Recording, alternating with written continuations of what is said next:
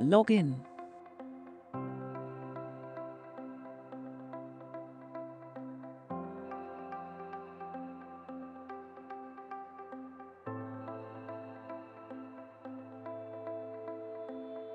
Faults menu.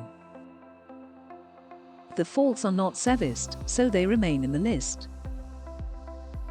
Disable zone address.